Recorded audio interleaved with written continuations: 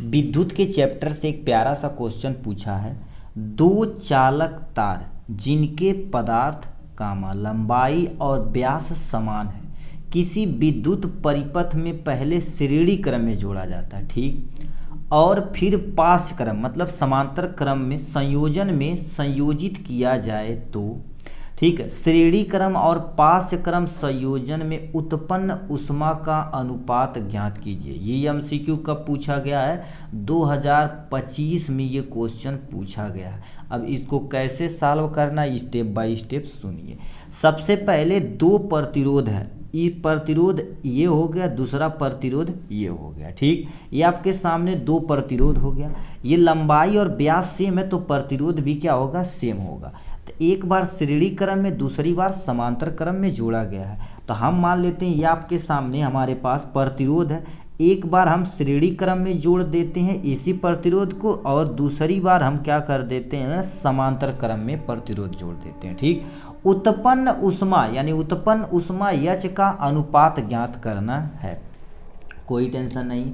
अब इसके लिए यदि प्रतिरोध R बराबर देखा जाए तो यस मतलब हम सीरीज ले लेते हैं, इक्वल टू में R1 प्लस में आपके सामने R2 होता है, ये आपके सामने फार्मूला हो गया, ठीक।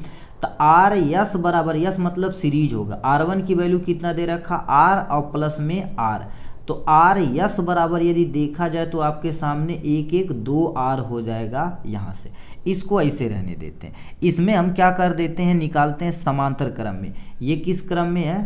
श्रेणी क्रम में आपके सामने है। यहाँ पर हम लगा देते हैं आपके सामने समांतर क्रम यानी पार्श्व क्रम। 1/R, आर पी मतलब ये पैरेलल चल रहा है, ठीक है। 1/, में तुम्हारे पास R और प्लस में 1/, में R। इसको यदि सॉल्व किया जाए तो आर पी बराबर देखा जाए तो इन दोनों का एलसीएम कितना होगा? R, और 1 और 1 प्लस कितना हो जाएगा आपके सामने? तो आर पी बराबर आपके सामने टोटल देखा जाए तो 2/, में R हो जाएगा। इसको यदि आप पलट देंगे, नॉर्मल इसको पलटा जाएगा तो आर पी बराबर कितना हो जाएगा? R/, में 2 आ जाएगा। इसको ऐसे रहने देते हैं।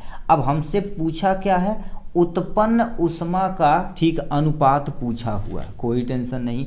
आपके सामने हम यहीं पर बगल में ही सॉल्व करके दे देते हैं आपका उत्पन्न ऊष्मा, ठीक है। अब पहले इसके लिए ऊष्मा उत्पन्न कर लेते हैं, फिर इसके लिए ऊष्मा उत्पन्न कर लेते हैं, ठीक है। ये आपके सामने उत्पन्न ऊष्मा किसके लिए? श्रेणी के लिए। किसके लिए बाबू? श्रेणी क्रम के लिए हम उत्पन्न ऊष्मा यहाँ निकाल देते हैं, इसके लिए यहाँ। तो हम क्या जानते हैं? H बराबर आपके सामने फार्मूला होता है U² T/,